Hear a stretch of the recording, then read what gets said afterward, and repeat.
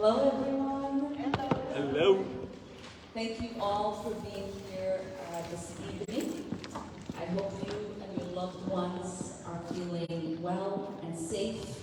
This evening, we will be discussing two important issues that I know are causing deep distress for many Minnesotans and people across the country.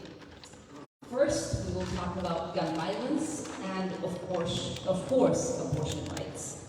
But before we fully begin this conversation, we will have a moment of healing from Dr. J, and after that, I will provide my updates from recent happenings in Congress before we have a discussion with our panelists. Raj?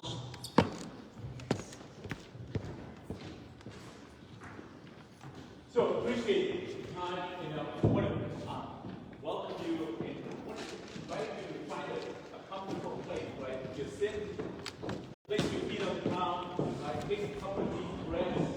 And I want to share a full, positive,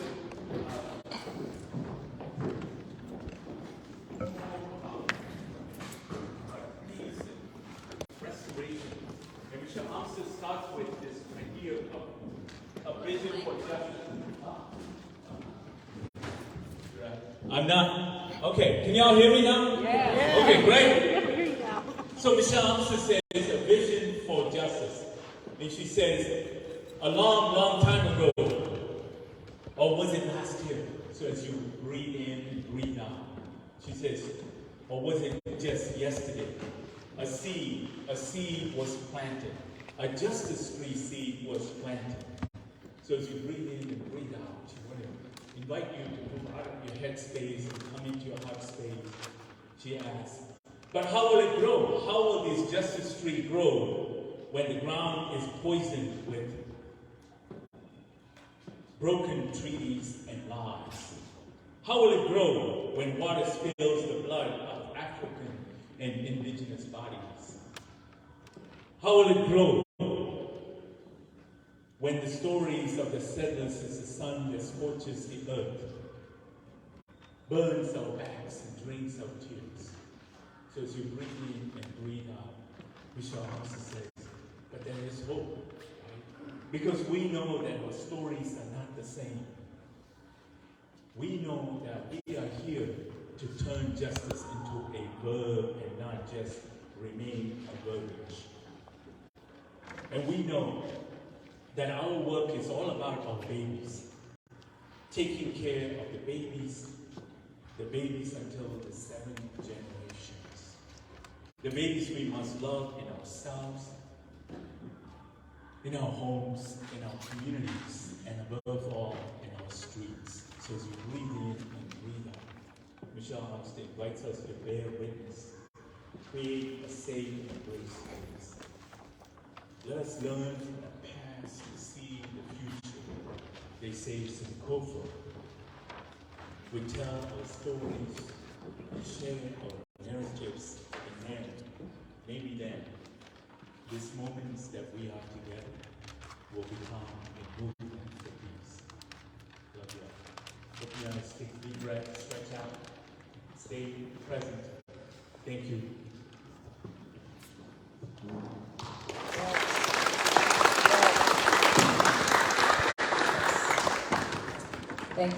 Thank you, Dr. Raj, for those very important remarks of healing. I want to first acknowledge everyone who's joined us. We have a number of elected representatives across the 5th District on a municipal, county, and state level that are here with us, that have been an important part of creating safer communities for all of us. We are also joined by community that has been doing the important work of centering the lives that have been impacted and lost. We have Mother's Love here with us.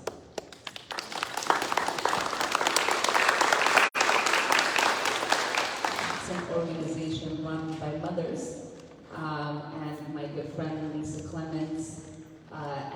it really does express their love and the fact that they wanted to center and display the names that have been taken too soon from our communities. So thank you for being here. As you all are likely aware, last week the Supreme Court issued a decision taking away a fundamental right of women to control their own health decisions and choose an abortion. This decision is devastating for millions of women and pregnant people across the country. I am outraged this right-wing court is turning the clock back on generations of progress and prohibiting individuals who have autonomy over their own bodies. We know this decision will fall hardest on the most vulnerable, such as women who've been abused, who are victims of incest, who have been raped, and those who are already struggling to put food on the table. Thankfully, in Minnesota, abortion remains legal. There are no trigger laws in place that would ban the practice. And we have a Democratic governor, Democratic Attorney General, and Democratic members of Congress who are committed to protecting this right. But many of our neighboring states are not as lucky. We need a comprehensive plan to fix this court and structural issues that brought this decision about. I am proud to co-sponsor the Women's Health Protection Act, which would protect the right to abortion across the country.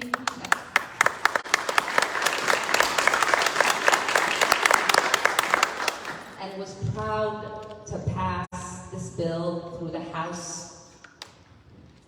At a minimum, the Senate should get rid of the filibuster to pass this into law as well.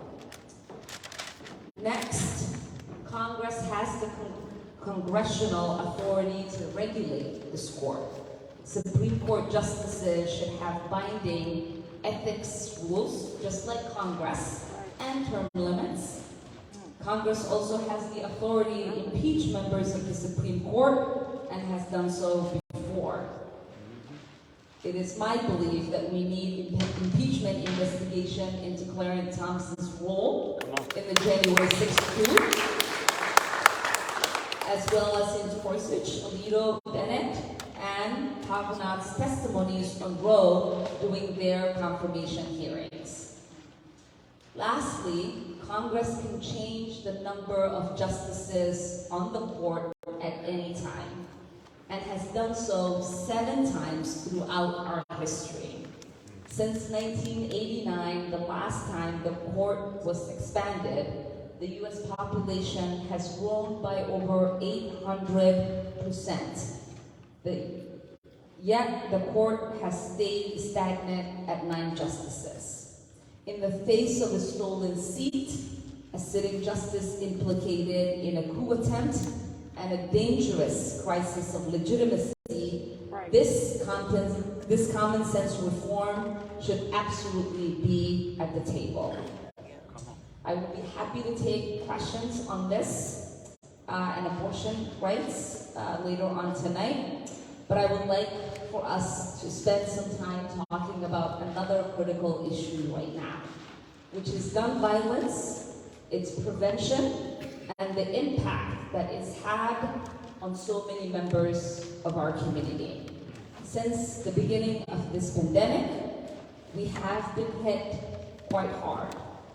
And gun violence has been the leading cause of death for children and adolescents in this country, which sets us apart from most countries around the world.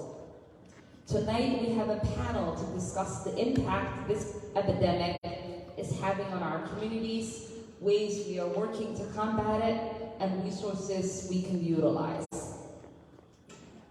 So I would like to now bring up my colleague, Robin Kelly, who's the Congresswoman from Illinois, Chicago. She is the author of a report on gun violence in America, the first ever congressional analysis of the nation's gun violence epidemic that offers a blueprint for ending the crisis. She co-chairs the Congressional Gun Violence Prevention Task Force, and we are happy, honored, and delighted to have her here to present her point of view and the work that has been underway to tackle this epidemic of gun violence in our communities. Robin?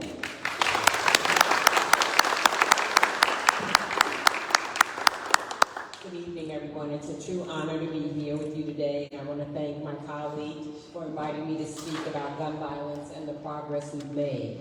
As my colleague said, my name is Robin Kelly. I'm representing Illinois' 2nd Congressional District. It's urban, suburban, and rural. I started in Chicago, and I go through the south suburbs of Chicago and then to a rural area. And people laugh. I say I have the city slickers, the suburbanites, and the farmers because I have 1,200 farms in my district. But as my district changes for the new Congress in January, I'll have over 2,000. So never thought that the girl from Manhattan would have all these farms in my district. But anyway, I first ran for Congress in 2013 on gun violence prevention. And this issue has been at the top of my priority list throughout my service. Last Friday started out as a very exciting day as we were about to pass the Bipartisan Safer Communities Act. And as Rep. Omar mentioned, we were outraged about the Supreme Court decision announced Friday, which dismantles 50 years of precedent and the right to abortion. I am proud to say that along with Minnesota, Illinois also is a sanctuary state if someone wanted to have an abortion. We have a Democratic governor, and all our constitutional officers are Democrat and veto-proof majorities in both houses. So we are very lucky. Very lucky, in that way, the governor and the mayor of Chicago have committed to making sure that Illinois stays that way, and that people have to come to Illinois for an abortion if they are more than welcome. But part of what makes me so angry about that decision is that Thursday, just one day prior to ruling that states could make their own abortion ban laws, the Supreme Court ruled in effect that states could not make their own gun laws around concealed carry licenses. This will bring more guns into New York, and I'm very worried about the doors it opens for other states to do the same. Over 60% of crime guns in Chicago come from outside of Chicago. Over 84% in New York. You know, you always hear Chicago has the toughest gun laws, but look, well, there's a reason for that, because they're coming in from Wisconsin and Indiana. This decision makes the progress we made in the Bipartisan Safer Communities Act even more important and underscores the need for this bill to not be the end of our work on gun violence prevention. I worked on the gun trafficking and purchasing provisions that are included in the bill. I have repeatedly requested community violence and prevention investments through the appropriations process, and I'm so thankful to get those included. Because we can pass all the laws, but if we don't invest in our communities, if we don't invest in our young people, you know, I always use the phrase, nothing stops a bullet like an opportunity. That might be a job, that might be a mentor, that might be some recreational program or a hobby, job skills, whatever it is to you, but we have to invest in people. There's just so much good that we're going to see come out of the Bipartisan Communities Act, but the most important thing, it is going to save lives. It's not as much as we wanted. We want to see more, but you know who make up the Senate, so our hands are kind of tied in some ways. I thank goodness for Chris Murphy and the work he did from Connecticut, because it was not easy. But I look forward to our discussion tonight and what the bill will mean for your community. And again, thank you for inviting me.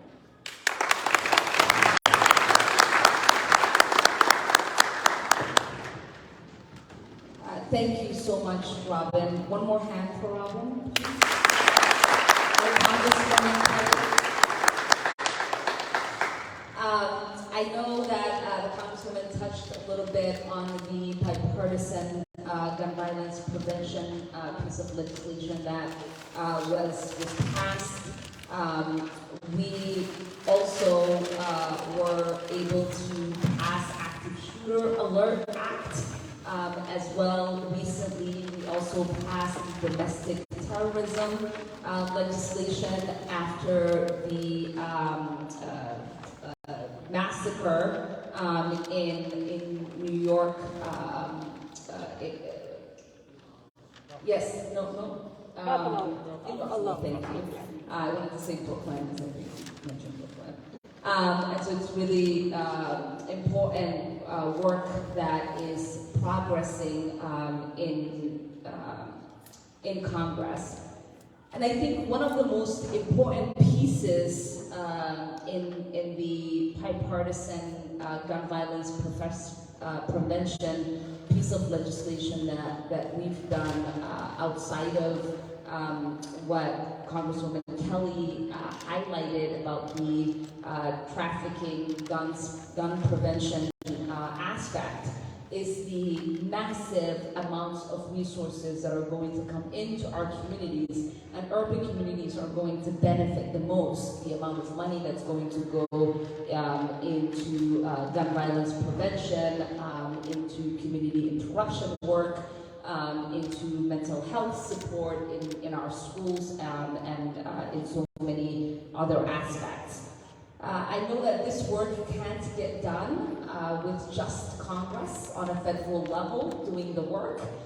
This work most importantly gets done on a state level and even more importantly on a municipal level. And so I'm really excited to have Sasha Cotton representing the city of Minneapolis to talk about what happens after we release the resources from a federal level and how that money gets implemented on a community level. I know I talk to a lot of you often where you're asking, where are the resources, what's happening, how come we're not talking about this? And I always say, we released money, and now it's up to the county, and it's up to the city, and it's up to the state how that gets implemented and where those resources go. So first we will actually hear from one of my favorite state representatives, State Representative Cedric Frazier, who represents two of the municipalities that I represent in Congress, to talk about the important work that he's doing and spearheading on a state level in fighting gun violence.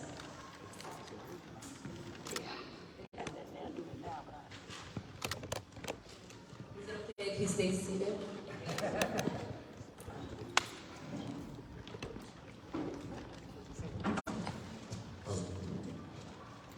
Hey, glad to be here tonight. As Congresswoman Omar said, I am. There's feedback there.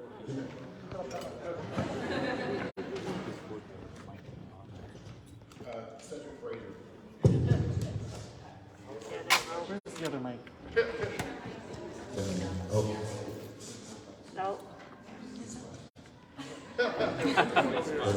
Oh, wait.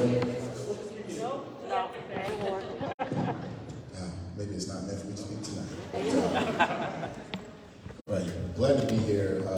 Representative Cedric Frazier. My district is 45, or it will soon be 43A, which is the cities of New Hope and Crystal. I used to represent the eastern part of Plymouth as well, but with redistricting, that is no longer part of that district.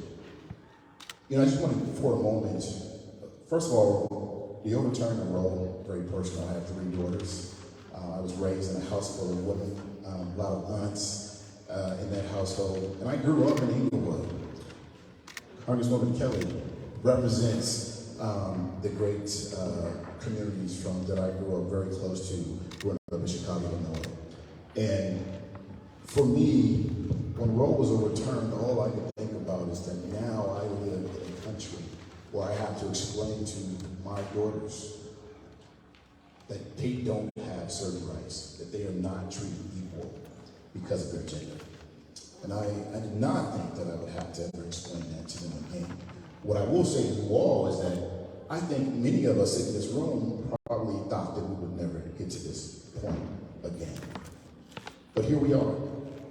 And what that means is we have to double down on our efforts to ensure that we re-implement those rights for the women in this country, and that we ensure that we don't have people in places that can make decisions to overturn them back. That is a task of all of us, now that we know that this is the reality that we face when we have policymakers or we have judges that were appointed by the president, and in my opinion, will soon be indicted for trying to overturn an election in this country. We've got work to do. On gun violence, it's very personal to me. I talk often about the fact that I grew up in the city of Chicago, a community known as Inglewood. For anyone who understands, knows what that community is like. When I graduated high school, we had some of the highest homicide rates in the country. And I remember the conversations with my friends and I, and we thought it could not get any worse than this. This is the worst that it could be. Well, sadly, it's gotten much worse than that. Not only in my city, but around this country. And oftentimes, that violence, even though it happens every day, day in and day out, we don't focus enough on the harm that has been done in those communities. And I often think it's because those communities oftentimes are populated by people that look like me. Now, I am very grateful for the legislation that was just passed. I think that's a great step forward. We've got much more work that we need to do. When Congresswoman Lee talked about the violence prevention and intervention programs and the funding for that, I carried a bill this session that would have put millions of dollars in our communities, year in and year out. Would have been in the base budget in perpetuity. It would have funded programs like Mother's Love. It would have funded the kind of programs that are in our communities on a day in and day out and nightly basis to make sure that we're safe. We didn't get that done. We didn't get that done because we have another party that does not believe in investing in our communities. They don't believe in doing what's best for all Minnesotans. For certain Minnesotans, yes, but not all Minnesotans. And oftentimes what I hear is, well, that is not what is happening in my community from those legislators. Well, I'm there as a representative because it absolutely is what is happening in the communities that I represent. And specifically in this community. The harm that's being done in Minneapolis, particularly North Minneapolis. Government can't do something about that. You all need to hold our feet to the fire and push us. And if we're not doing what we need to do to keep you safe and invest in you to make sure you're safe and make sure all of our kids are not having a dream snatched away from them. That's right. Thank you all for being here. I'm sorry for your loss. Thank you for being here.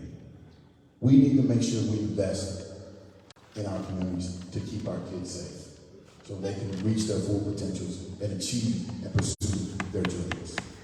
Yes. I'm going to promise you, I'm going to keep fighting for your ass.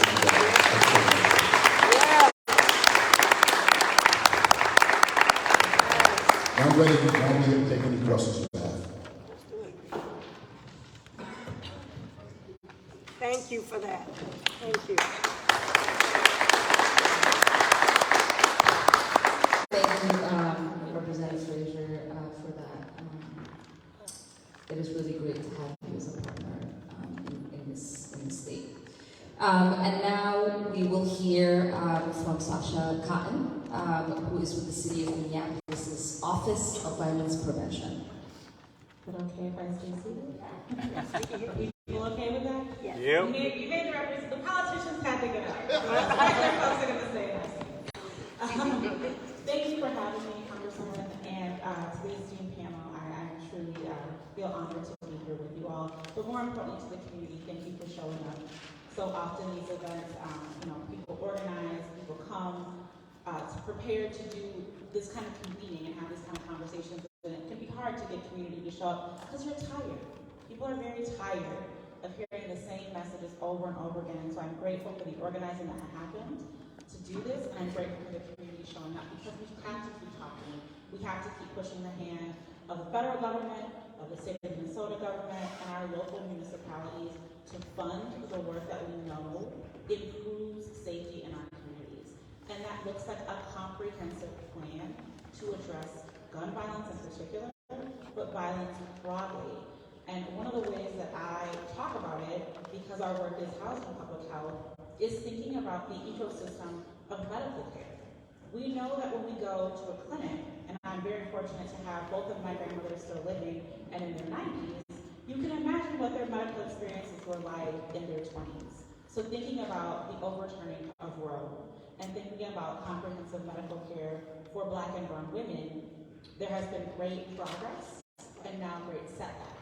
But the analogy that I use is really about how the medical system has been built out. So my grandmothers, one of them an immigrant woman, one of them a Black woman growing up in the South, they had house doctors. Doctors came to your house. If you went to a clinic or a hospital, it was because you were very, very ill. Now, in their 90s, sometimes they go to a clinic and never see a doctor. But they reference that experience as going to the doctor because it's what we're cultured to believe we do. But in fact, we see a medical receptionist who checks us in. We often see a medical assistant who does our vitals. We see phlebotomists to get our blood drawn. We see X-ray lab technicians to do our X-rays. So it is a system with people who specialize in very specific things that they are good at and that they do every day. We need that same kind of a system for public safety. I think so often our conversation gets narrowed down to 4 police. Thank you. But what it really is about is an expansion, right? Police have to be on the table. We can't eliminate the need for law enforcement in our community. But we need an expanded system as well.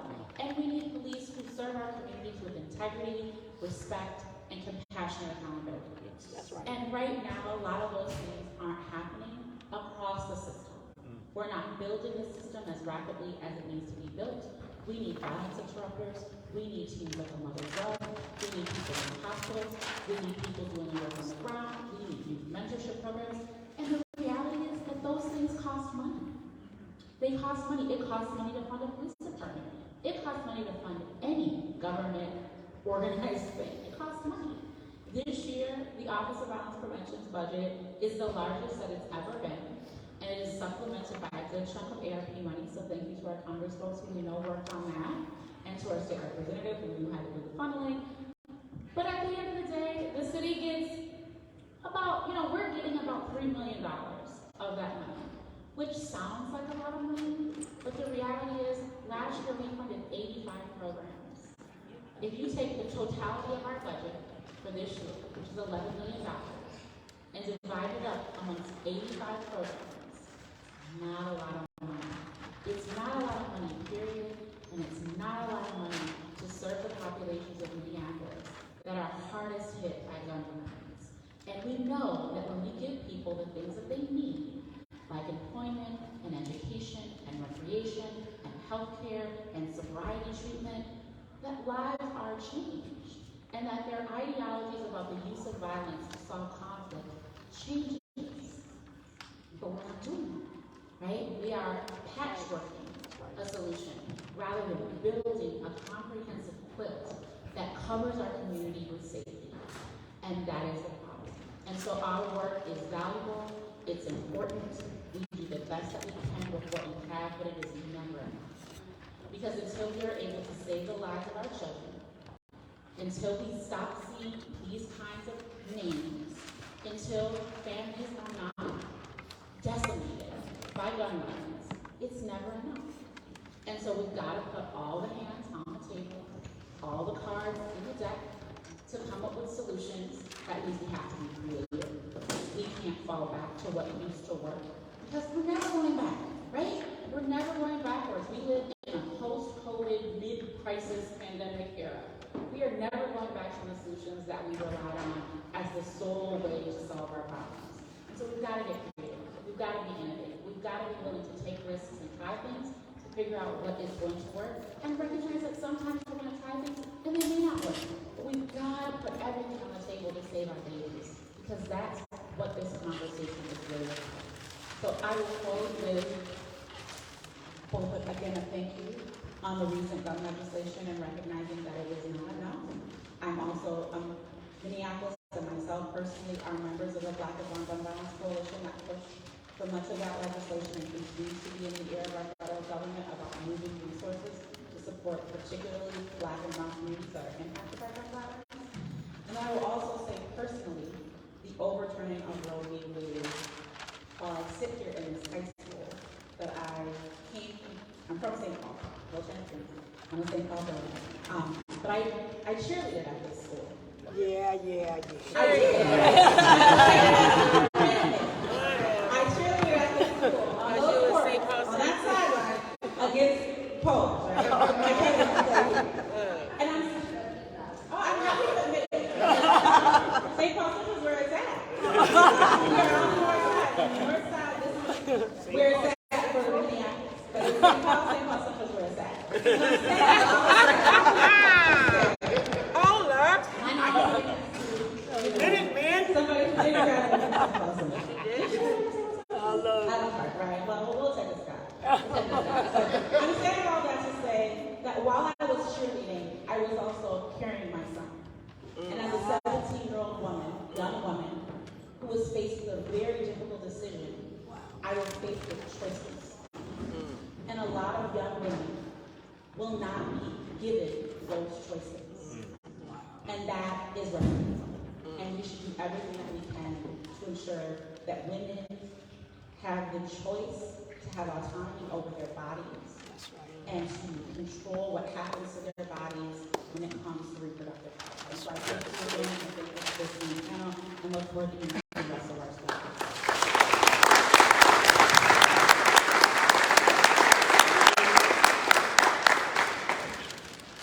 Hi, my name is Jerome.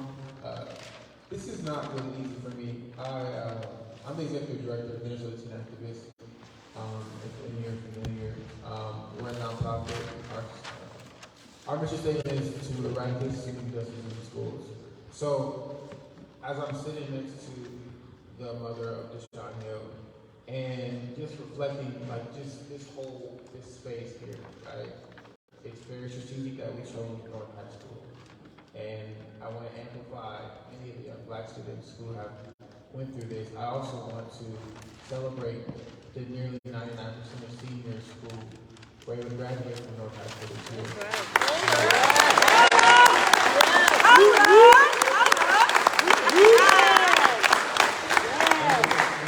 It's almost a shame that we have to celebrate, graduating and being alive.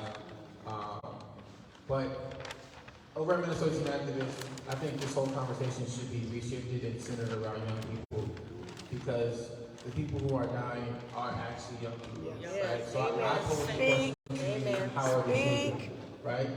And when we reflect on not only from gun violence and public safety, but when we also reflect on the amount of police brutality and the deaths of the lives at the hands of police that have been murdered, it's been young people, right? So as someone who's been coming through Gen Z and through all these the new era of Jim Crow and all these different things, Minnesota Teen Activists have been faced with so many victims, and we've shared countless GoFundMes this year from young people in the Twin Cities and Greater Minnesota, primarily POC. We've shared so many different things and have heard so many stories of young people who are victims of gun violence. And I don't know, I just, it's very hard, like, even being invited here, I was introduced and invited to have a conversation, and really, like, young people are like, we're tired of having conversations, right? In the words of Fannie Lou Hamer, we're sick and tired of being sick and tired.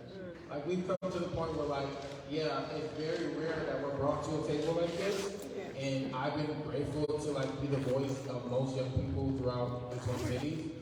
But, like, we're at a point where, like, we're flipping over the table and we're demanding, but at what rate and at what cost do we have to continue to walk out of class? We have to continue to make demands and have press conferences. We have to continue to do all these things just to have our voices amplified. Amen.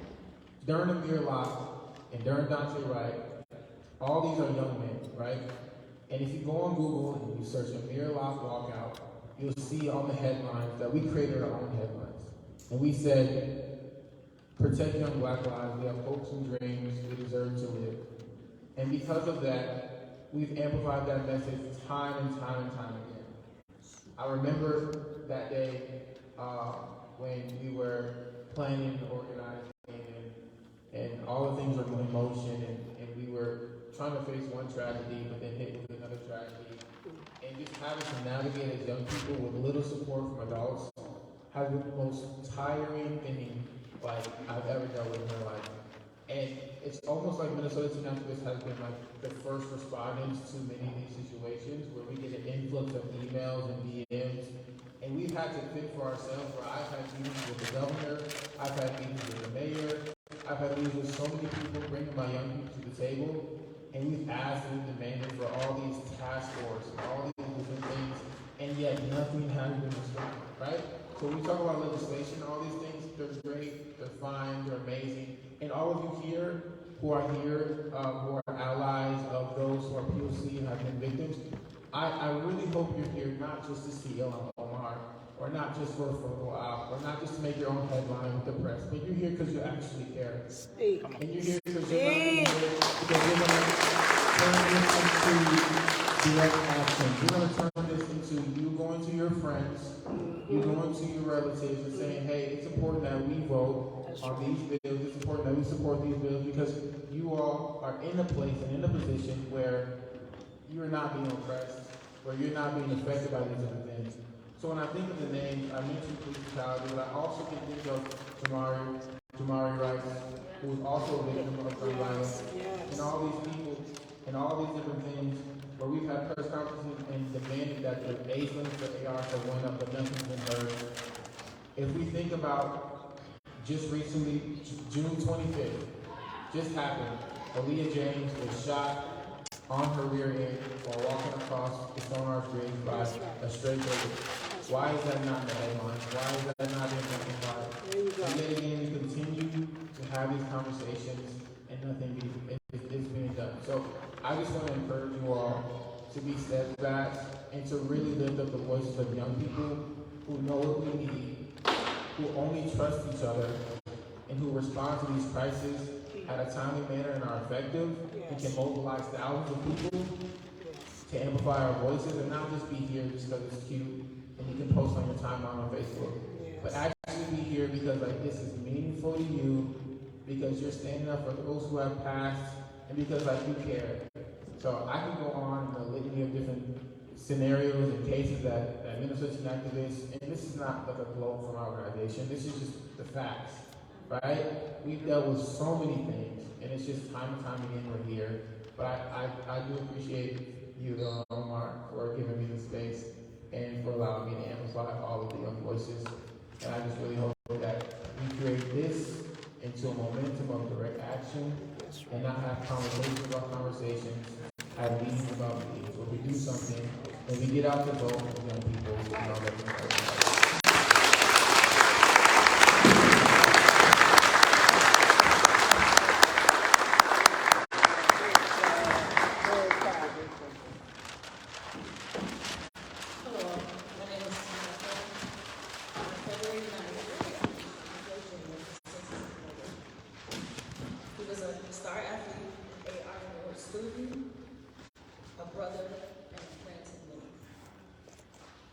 He was taken away from all of us by the hands of a man with a gun who could not live with. How many times have we heard a change needs to come with absolutely no change coming? Many parents have stopped and talked to us on the street or at events to share their story of their child being murdered. In Minneapolis, this child has no color, has no face, has no color. Any child, anywhere, at any moment, could be murdered by a man with a gun. And in America, there are more guns than there are people. In Deshaun Hill's name, we, his family, and those who loved him dearly, started the Deshaun Hill Jr. Memorial Foundation. Amen. Our key goal is to create a safer community within North Minneapolis for our kids. Yes.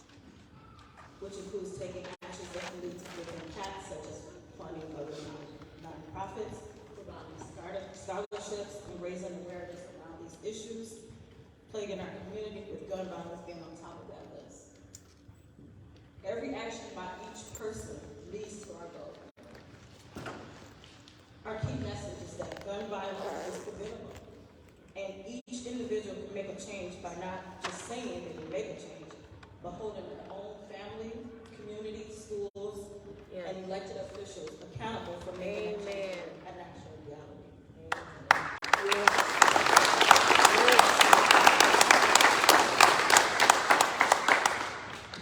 Make the commitment.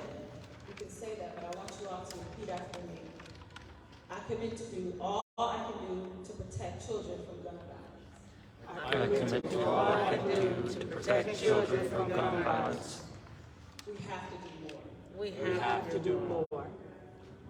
Although our foundation was just recently established, we have already funded and partnered with multiple other foundations, including the Minnesota Jays football team and Change Stars Community.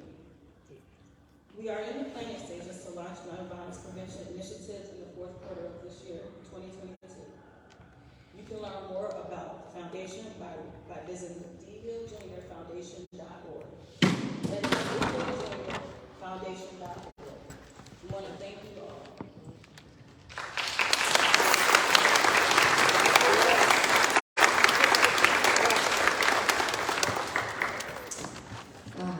Thank you all for your passionate remarks. One, I want to say it's no surprise that we are, or it's not an accident that we are having this town hall at North High and in North Minneapolis. And we do a town hall every single month. They are rarely on a particular subject. They are for me to come back and report back on the things that we have been able to work on in Congress, things that we are still working on in Congress, and get feedback and answer questions from our constituents. It's 1 hour of me standing and taking question after question. But this particular town hall for June is different. One, because in over 30 years, we were able to actually move legislation to combat gun violence in this country.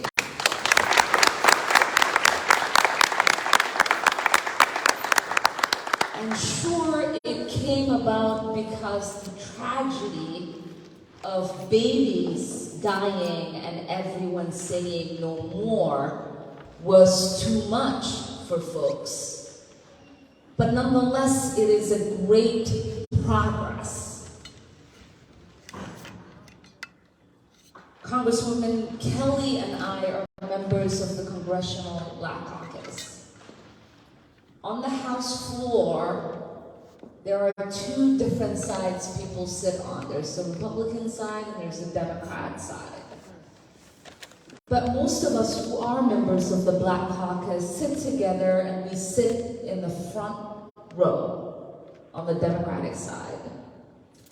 And oftentimes when mass shootings and tragedies happen, there is always a moment of silence that gets convened by the Speaker of the House. And many members of the Congressional Black Caucus, led by Congresswoman Kelly, and I don't know if she wants me to share this, if she shares this publicly or not, but I'm gonna do it anyway. She says she doesn't want to get up for the moment of silence. And there's always a conversation among us about what it means to get up for that moment of silence because of the mass shooting, when there are, as Robin says, no moments of silence that happens with the constant shootings that happen in the communities that we represent as members of the Congressional Black Caucus. So yes, young people have a right, like Jerome, to opine on the fact that we are having conversations to have conversations. But I would reckon that this conversation is particularly different in that there is progress that we can build on. And, you know, I've lived in Minneapolis now for 25 years. Many of you know I'm a survivor of war. I actually lived in war, in conflict, in armed conflict. At the age of 8, I watched the kids I used to walk to school with, one day, the next day, carrying assault rifles to kill each other and me. So I know what that kind of violence looks like. But I was fortunate enough to flee that and seek refuge in a refugee camp for 4 years where I did not witness that kind of violence. I came to the United States. For the first 2 years, I didn't see any violence. My first year in Minnesota, I both saw a person shot at PV Park, dead on the floor, 3 weeks after my father and I arrived in Minneapolis. 6 months later, I watched the Minneapolis police put 38 bullets into the body of a mentally disabled Somali immigrant who didn't speak English. So 6 years I had the privilege of not seeing any violence until I moved to Minnesota. And so I hold both of those truths, that it is traumatic to witness community violence happening in your community as a child. And I know this because I was 14 and it stayed with me to this day. But it's also traumatic to witness it happen in the hands of those who have the authority to protect and serve in our communities. And yes, as community, we are to hold each other accountable. And we are to figure out a way to heal, and this is why we started with Dr. Raj, because when we were here doing a circle after Deshaun Hill Jr. was killed, in that circle, Dr. Raj said something that I've been using for the last couple of months, and he said, untreated trauma is transferred.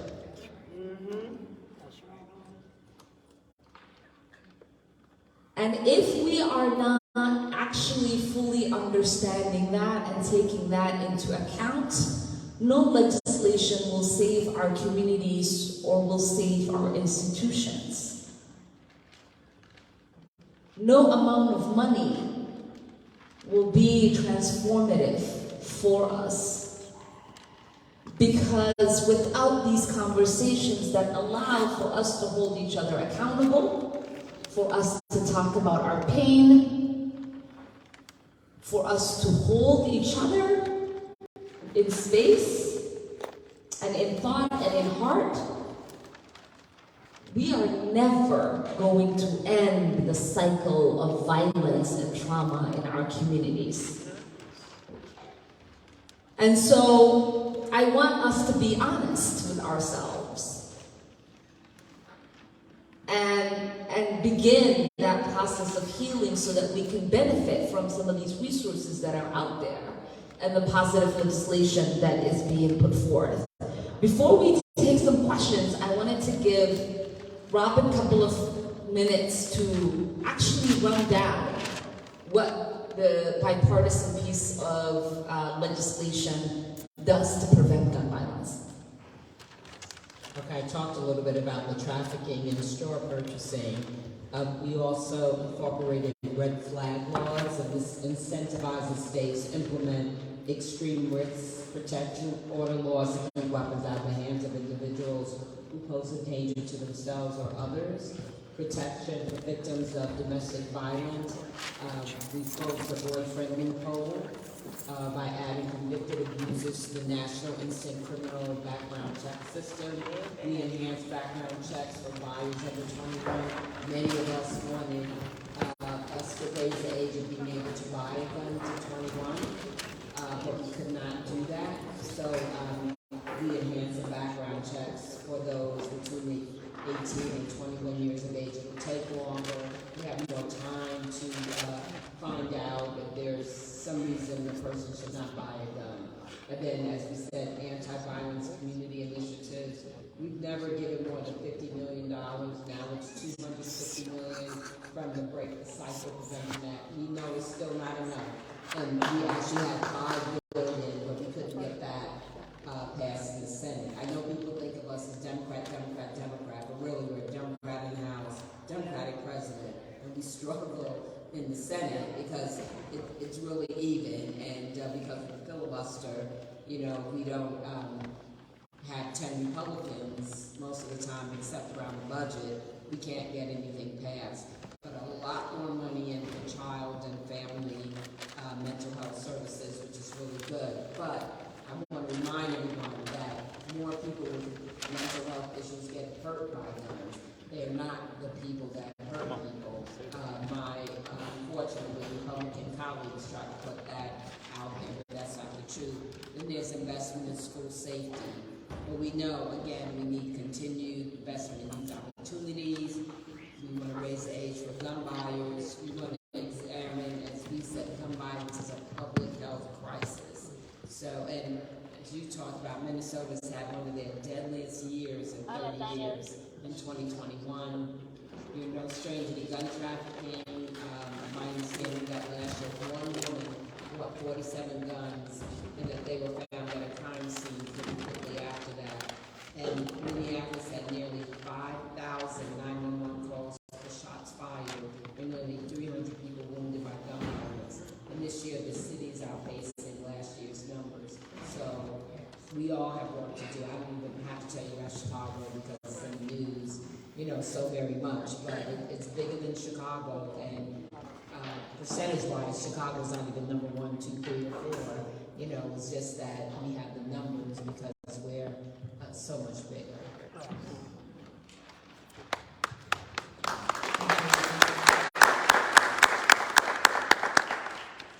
So it is true, right, that we won't see the impact of these pieces of legislation 6 months, year or so.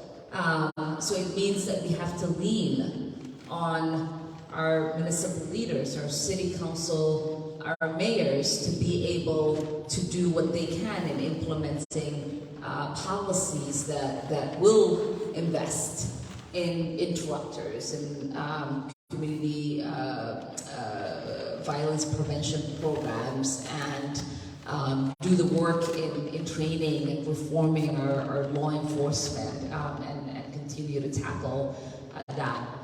So with that, we'll take a few questions and then, you know, it can be directed to me, it can be directed to the panelists. And yeah, just again, really grateful to all of you. I know that we are past the time that we normally said we will adjourn, so thank you for sticking with us. Hello.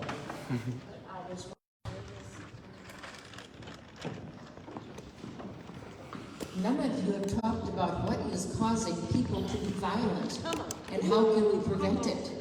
Don't you want to go back to the beginning of how this is starting? Or do you just want to fight this end as much as you can?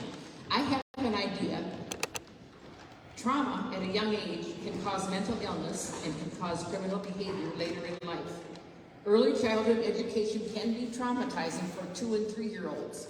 They should be with their families at that age, not at a strange school with a strange teacher. Let's end early childhood education and end the trauma that could lead to mental illness and criminal behavior.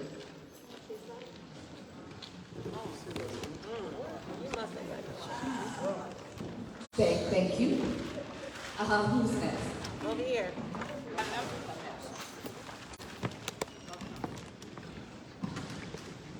Let me introduce myself to y'all. First of all, my son was killed here. My name is Marsha Mays. My son's name was Terrell Lamont Mays Jr. December 26, 2011, I didn't see these people. So what I want to know is, why am I still struggling and I'm raising a 12-year-old that was scared to come in here because you see the young man that just walked in, his son was killed at school. Cortez Rice's son, my nephew, Jamar. Now my baby is scared to go to school. What are y'all gonna do about that? What are y'all gonna do about them using these switches up here? They're coming from Chicago, and don't tell me that they not, because guess what? I'm a Chicago resident too, born and raised. So when y'all coming, let's get it correct. It's black on black killings going on up here. It made a decade of my son sitting in an urn, and no one has said anything. No one has put us in a better place. No one. When death occurs, y'all show up for the moment. It's been a decade and I'm still struggling. I have a 12-year-old. What is the city gonna do? Mayor Fry should have been in here too. Walsh should have been in here too.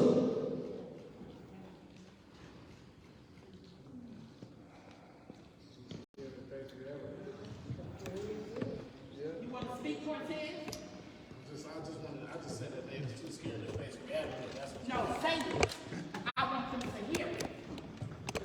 Well, like she said, I'm Cortez Rice, a civil rights activist out here in Minneapolis, Minnesota. My son, Jamari Rice, was murdered at Sika High School February 1st, 2022. And like I just said about Tim Watts and Frey, they're too scared to face reality. And this is what's happening on a day-to-day basis.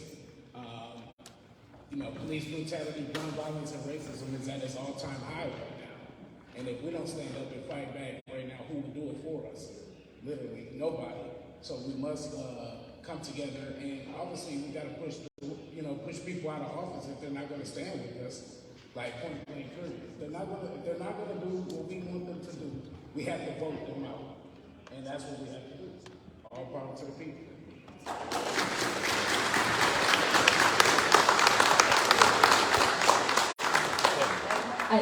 I do precisely agree with you. I think it is important for elected officials to be held accountable, for them to be in the community, to hear directly from people who are being impacted by the policies they're implementing or the lack of implementation of policies that will keep our community safe. So thank you all for really truly speaking and sharing your feedback. I just wanted to say that I listened to what you're saying, but people don't vote. Our primary election in Illinois was just Tuesday, and I think 20% of the people that could vote voted. And that is a big issue. And the reason we can't get things passed in the federal government because we have the members in the House that will vote for George Floyd, that will vote for voting rights, on and on and on. But we don't have that in the Senate. But people keep voting for those same senators to come back to Washington, D.C. If we could just change a couple of senators, that would make a big difference. Because we want to do some of the things that you're talking about. And that's how we did the trafficking and the things that we were able to do. It took 30 years. First, I want to say I'm sorry for going to the loss because we're here and in pain and grieving. I just feel like it's important to acknowledge it.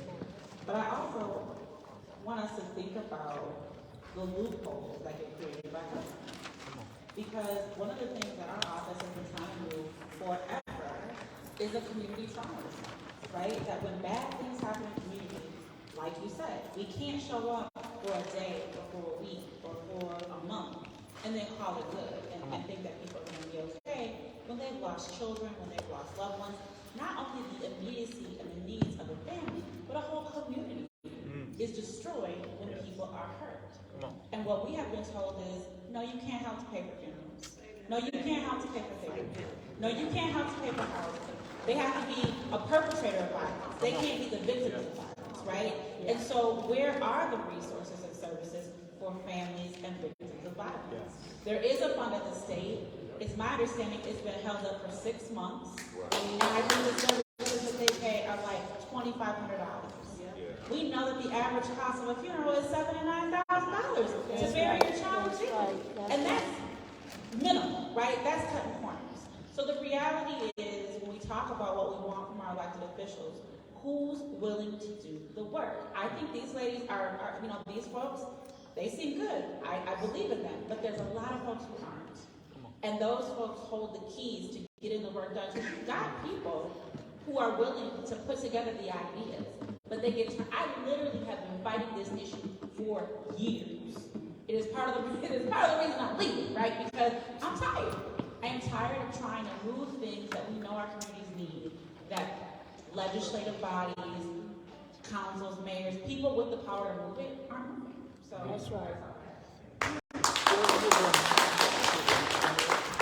I'll keep this really brief. In the words of Martin Luther King Jr., he said, "It's cruel to tell a bootless man to strap his boots." And one thing that we fail to have as the Black community is not so much an achievement gap, but an opportunity gap. And when that opportunity gap fails, it's because we don't have the access to the resources and the literacy in various topics. One thing is financial literacy. Another thing is voter literacy, government literacy. So we're tackling a system that we don't even understand. So when my aunties and my cousins ask an 18-year-old, whose name should I put down when I'm going to vote, because they don't understand what the municipal, what the judicial, all these different systems of government is, because we don't have the resources to learn. So one thing that I'm dedicated to do, and that I will pull on funds, if it doesn't have to come from the government, it will come from every multi-millionaire youth prize, whatever the organization may be, but we're going to be sure to that this election year that we're going to provide literacy, we're going to provide access to the ballots, we're going to partner with anyone that may be, we're going to provide transportation, we're going to do everything that we can, we're going to sell chicken dinners outside to be sure to it that we can get to the ballot and that we can help people understand and remain nonpartisan while educating people on how to vote, where to vote, and how to have access to voting. Does she know? Because she just finished yesterday. Unfortunately, earlier, I didn't talk about this, but the bill that I carried when I talked about putting millions into the community, it was to address the root cause issues of what's causing it, what's leading to the violence, to prevent that, to interrupt that, to hopefully put an end to it. We were able to put $15 million in a pot last year. This year we were coming to put much more of that into the pot. That $15 million was there and is being allocated. But what I can tell you, for those that are looking for resources, the governor just allocated more of the ARPA funding out just recently, last few days. I think he has like another $200 million that has not been spent yet, that you all should be contacting the governor, contacting your reps, asking, demanding that those resources be put into the community. That's what those investments need to be. I can tell you personally, I'm sitting here today because there were investments that I'm speaking to that were done like that in the community I was in. I had a summer job. There were after-school, before school programs. There were churches with programs. There were community programs. There was an organization I was involved with called Hands Without Guns. I was out in the community giving back and helping to interrupt and prevent.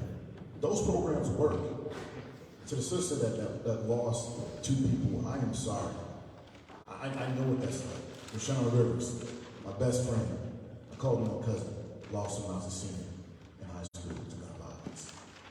My uncle, Clyde, lost him to gun violence when I was a junior in college. Just last year, my friend Caitlin Aldridge lost her to gun violence. I know that pain. That's why I'm working to make sure everyone, other folks don't have to know that pain as well. So I'm committed to that.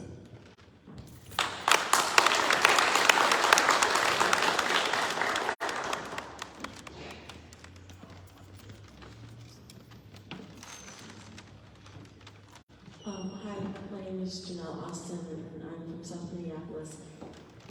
So I'm struggling because what I keep hearing is a lot, and I know this is a political forum, but there's a lot of conversation around the entities that have certain power or have more money or what money can get through or can't get through and what gets blocked. But then I hear Jerome just saying, let's get it done. And the youth are ready to flip tables if we don't figure out how to just get it done.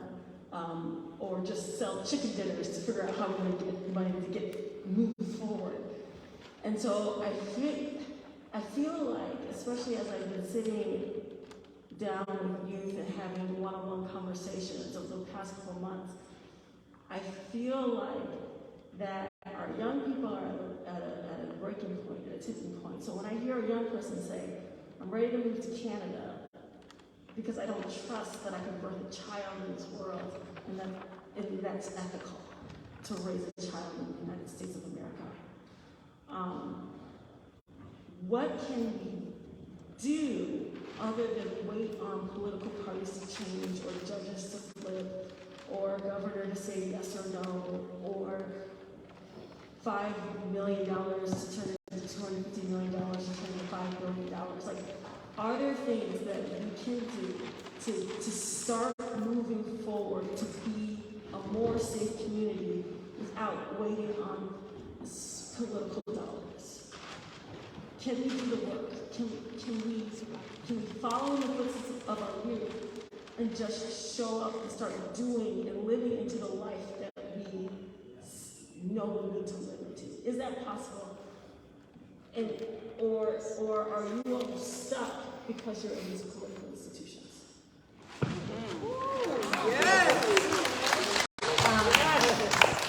But I think you asked a really valid question, right? And a lot of the community conversations that are happening around resources and how do we build a system outside of government support or demands from government are an important piece of this conversation. We happen to be members of an elected members, and our job is to close the gap of resources that are coming to our communities. Majority of the work before I got elected to office was about figuring out, right? Lisa and I spent a lot of time trying to, do potlucks and all kinds of stuff, trying to get, our communities to connect, to figure out how do we go after resources, share resources. But our role outside of the third half of this table is as people who are elected, who do get to take the votes, and people who work within government institutions to divvy up the resources to our community. And I ran for office to make sure that government was accountable to us, because we pay taxes. We have resources that we are putting into the system. Those resources are supposed to provide for us, right? When I worked at City Hall for a city council member, I did ride-alongs with police officers because I wanted to understand in every single precinct, except for the fifth, because I wanted to understand where resources were being allocated, how police were spending their time. If we can shift the response time at 911, a lot of my time was spent at the 911 center, listening to calls, hearing what kind of responses were being given. My former boss and I put a report together. We shadowed Hennepin County attorneys to see what the district was doing. We did the same thing with the city attorney to see what cases were being prosecuted, what cases were not being prosecuted, what cases were given a deal, which ones were not, how many charges were being dropped that were put on unjustly to begin with. And I did a lot of that work. I spent about a year while I was there.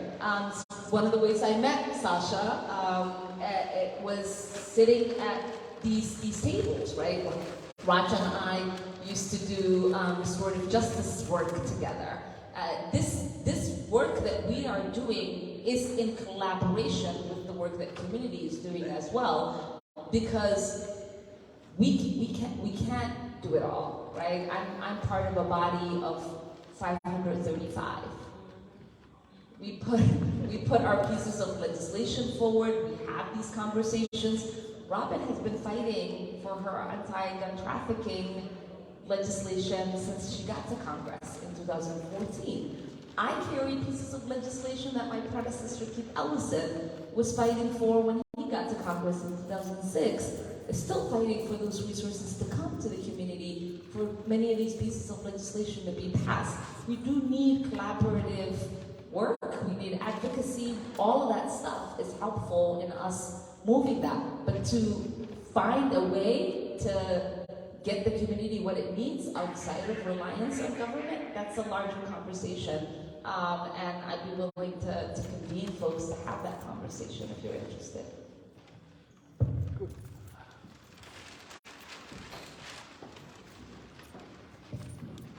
Congresswoman Omar, I'm Tad too, and I think this is a very important conversation that we're having today.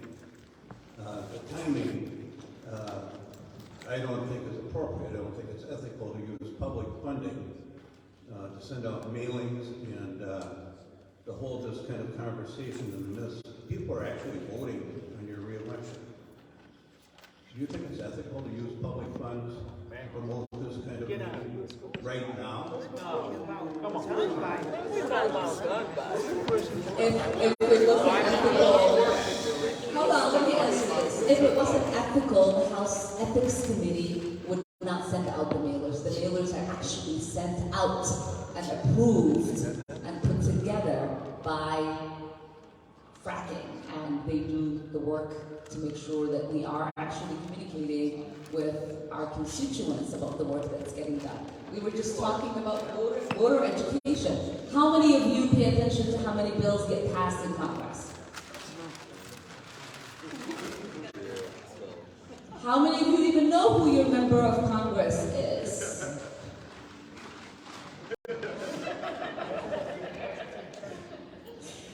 Great. So we have a responsibility as representatives to communicate to our constituents on how we are representing them, what votes we are actually taking, what pieces of legislation I do think that we use the resources that you all pay as tax dollars in the best way that we can, which is to make sure you have the information that you need so that you can hold us accountable for the things that we are not doing right. Any other questions? I want to say something.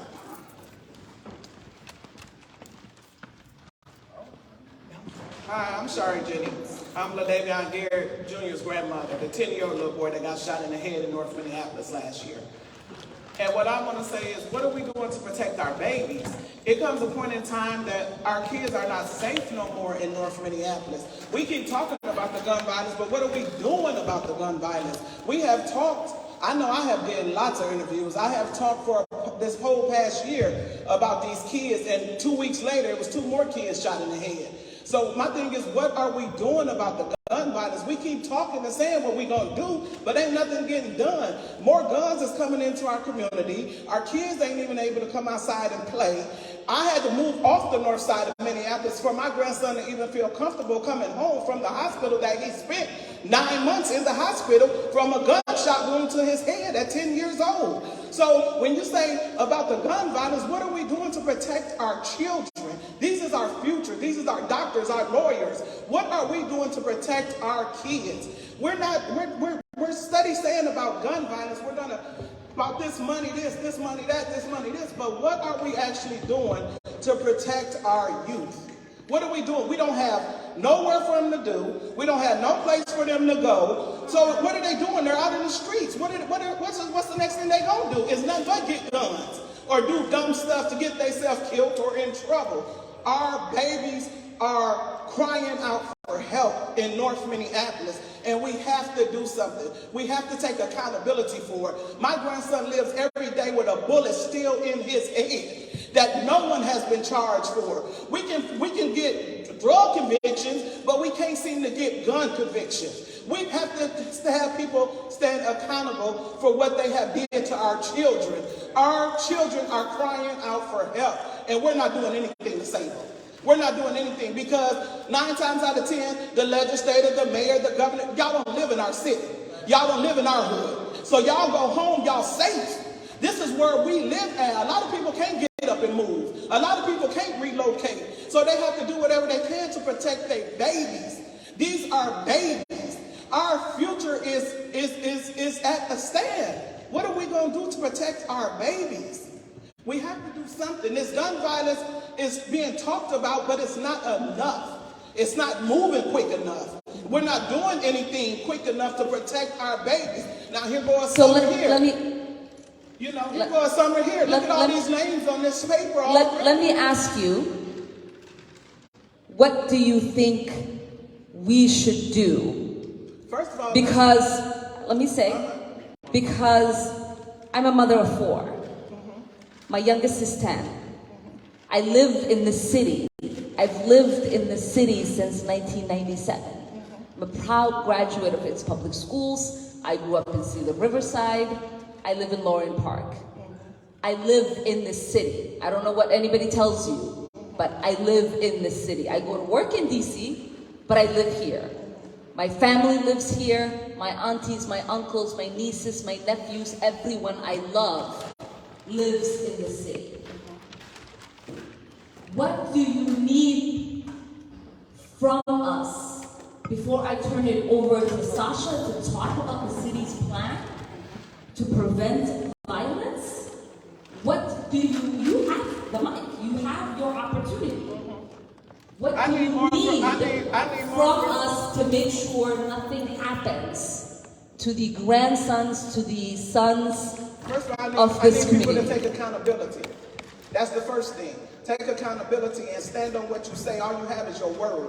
When we get you into these offices, when we vote y'all in, we vote y'all in on y'all word. That y'all gonna do what y'all can do to protect our community. Once y'all get into office, y'all forget about what y'all promised us that y'all was gonna do for our community. So our babies are still at a standstill in behind y'all. So and my thing is, you saying what do I want y'all to do? I want my grandson to be able to come outside and play. I want my grandson to be able to walk the neighborhood like we walk the neighborhood. I grew up in North Minneapolis. I ran in these streets. I went to school in these streets. It should be no reason that my grandkids ain't safe in North Minneapolis. It should be no reason that I had to leave off of North Minneapolis and move to the suburbs in order for my grandkids not to hear gunshots, in order for my grandkid not to be shot. My grandson was in the car in a drive-by shooting. Ain't nobody said nothing yet. How are people living with these type of secrets in North Minneapolis? How can we find out where drug dealers is, but we can't find out where people at that shoot our kids in the head?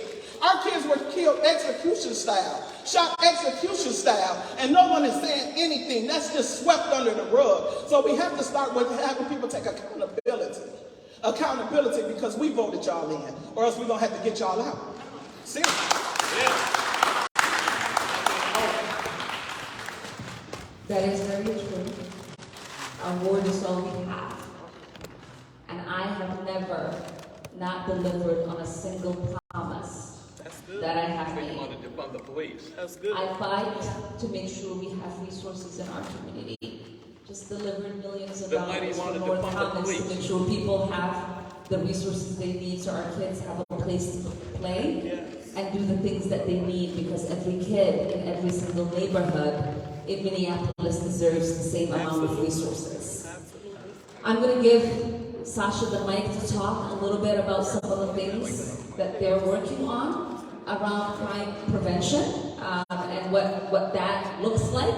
But accountability is important, because the failures that have happened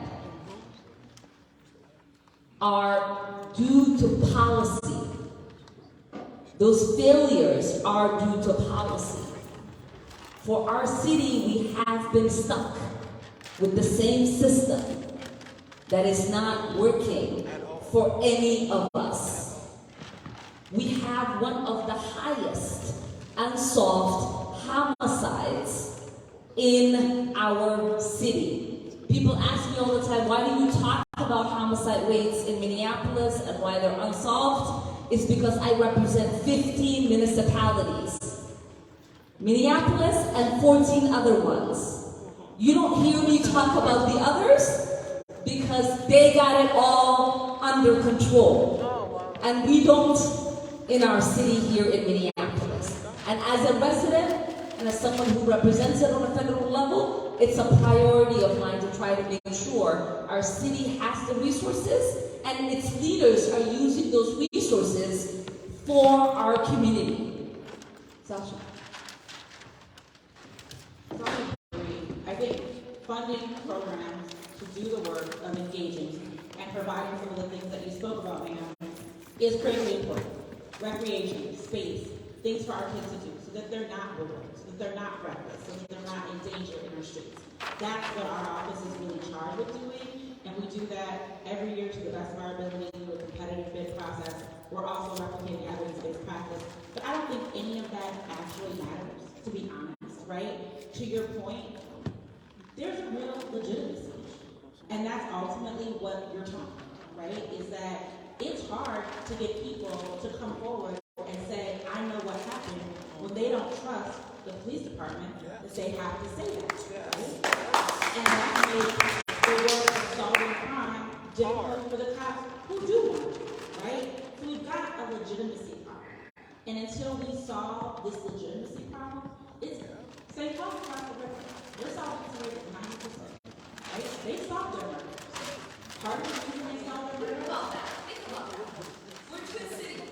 I think we have 78 unsolved. Yeah. 40% solvency rate in Minneapolis. That's sad. And part of the reason is because you can still get people to give information, not because they're CIs, and not because they're being but because they believe that justice can be served and that there's legitimacy. So we have to rebuild the legitimacy. If we're going to have a police department, we have to rebuild its legitimacy. And I have never said we should not have a police department.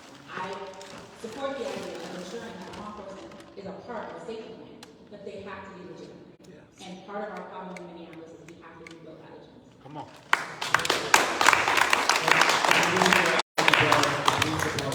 And we've seen with the recent reports and the findings of the DOJ and human rights and all these things that are going forward. But I think we've missed a subject. We've talked so much about legislation, but not about our justice system.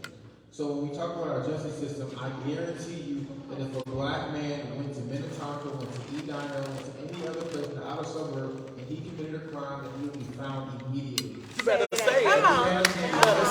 Because that is black on black crimes, and it's in the hood, and it's ghetto, and it's a common factor that makes it normal. It gets swept under the rug. Because of our trauma, because of slavery, because of all these things, that is not as important for the police department to come through our neighborhoods and find those people who are being the outliers, who are murdering our children.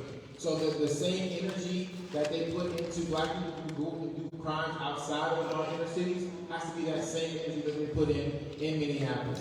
And not only to mention that, but I think we do ourselves a disservice when we mention black on black crimes. We don't understand the root of it, right?